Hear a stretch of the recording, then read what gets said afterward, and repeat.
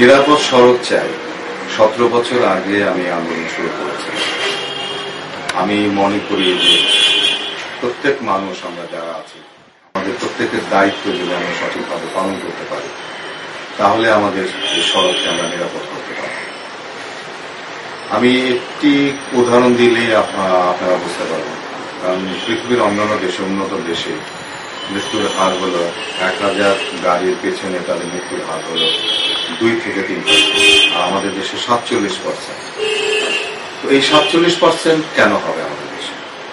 এর কারণ একটা হলো যে আমাদের যারা চালক তাদের দক্ষতা সেরকম ভাবে না, এবং এখানে ভুয়া ড্রাইভিং লাইসেন্স এবং অনেক সময় হেল্পার যারা আছে তারা গাড়ি চালায়, এবং আমাদের যে আইনগুলো আছে সেই আইনগুলো একটা তো প্রয়োগ নেই, আর যেটুকু আছে মানে সেটাও মেনে চলে না কেউ। আমরা পথচারী বলেন, যাত্রী বলেন, কিংবা গাড়ির চালক বলেন, সবাই কেউই আমরা আইনকে মেনে চলি না।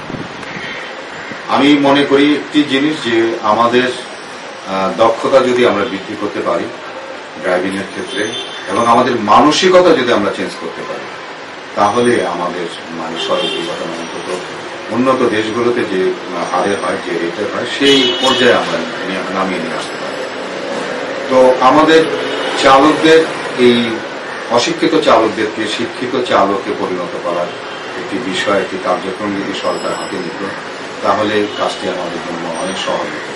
সেই কাজটি হলো যে আমাদের দেশে প্রতি বছর ম্যাট্রিক পাস করে প্রায় 70-80% ছেলে-মেয়েরা ম্যাট্রিক পাস করে, কিন্তু সকলেই কিন্তু কলেজে ভর্তি হতে পারে না দারিদ্রতার কারণে।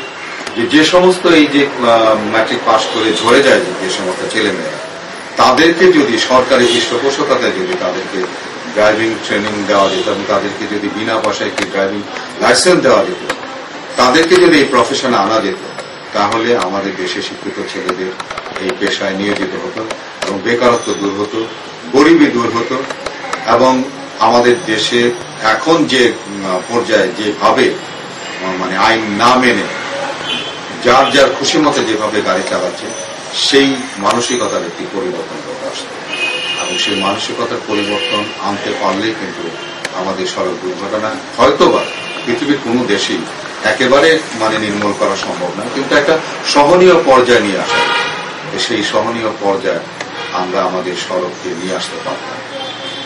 আর যারা যে জায়গায় কাজ করছেন, যেমন সড়ক নির্মাণের ক্ষেত্রে, ডিজাইনের ক্ষেত্রে, ব্রিজ কালভার যারা তৈরি করছেন, সেই সমস্ত ক্ষেত্রে তারা যদি সততার পরিচয় দিত, আইনের লোকেরা যদি সততার পরিচয় দিত, এবং বিশেষ করে যারা আমরা যে গ্রাম অঞ্চলে যারা বাস করি, তারা এখনো পর্যন্ত আমার কাছে অবাক লাগে যে যেখানে গাড়ির সংখ্যা দিন দিন এত বৃদ্ধি পেয়েছে, এখনো পর্যন্ত সেই রাস্তাগুলোর পাশে কিন্তু ধান পাশ শুকানো হচ্ছে, বাজার বসানো হচ্ছে।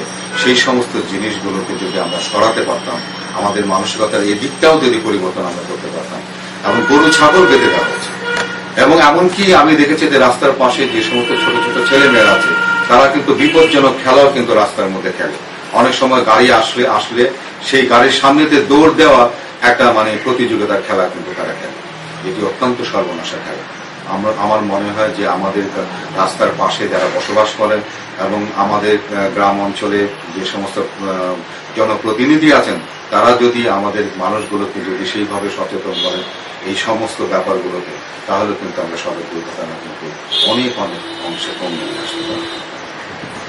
তো সড়ক দুর্ঘটনা রোধ হোক, সড়ক দুর্ঘটনা মুক্ত একটি বাংলাদেশ তৈরি হোক, সড়ক দুর্ঘটনা মুক্ত বিশ্ব হোক, এই কামনা।